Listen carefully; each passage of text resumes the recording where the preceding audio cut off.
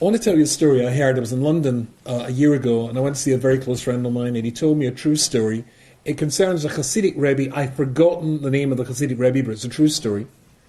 He had a Hasid, and the Hasid had a terrible problem. The problem the Hasid had was he had a terrible, terrible temper. And it wasn't a bad person, but when he lost his temper, everybody ran for cover. His wife suffered, the microphone suffered, his wife suffered, his children suffered, his friends suffered, his employees suffered, and he wasn't a bad guy, so he regretted it very much. It's just that he was, I think the American phrase is a rageaholic. Have you heard that phrase?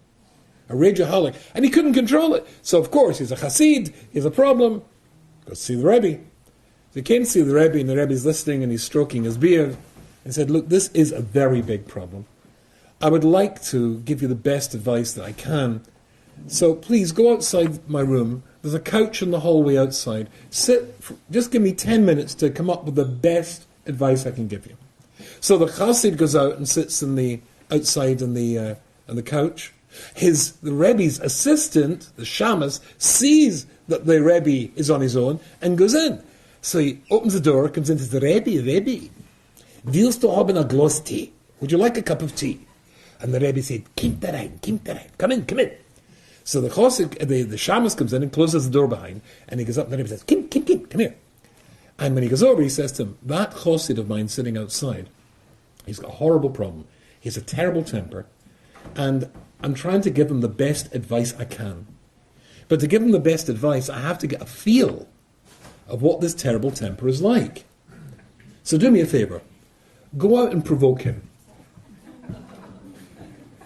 Go out and get him to lose his temper. So the Shamas says, go out and get him to lose his temper. Okay, the Rebbe said. So he goes out and the Shamas was a little guy. The guy with the temper is a big guy.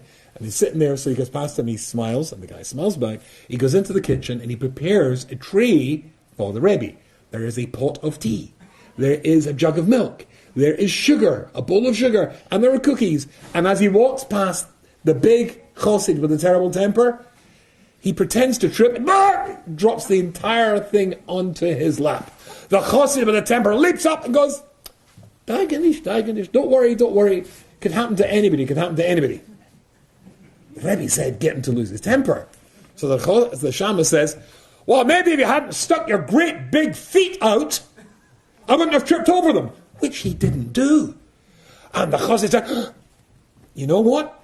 You're right. I do have big feet. So the Shamas gathers up all the debris from the floor, and he goes into the Rebbe. He says, I tried. Don't worry, send them in. Puts down the tray, out goes the Shamas, in comes the Chassid. The Rebbe said, are you okay? He said, yeah. Are you sure you're okay? You're covered in tea, you're covered in... No problem. Sit down. Are you sure you're okay? I'm fine. The Rebbe said, you've come to see me because you've got a terrible problem with your temper, yes? Yes. I didn't see much evidence of that terrible temper a few moments ago.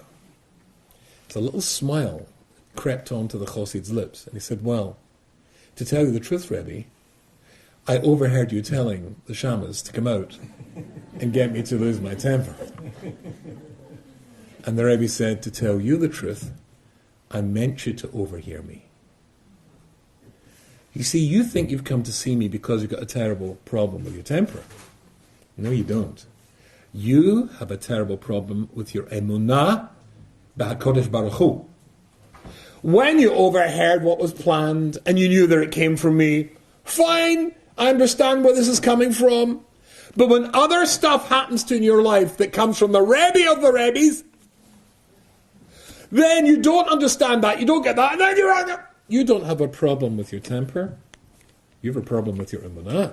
You've just experienced another Torah class brought to you by TorahAnytime.com.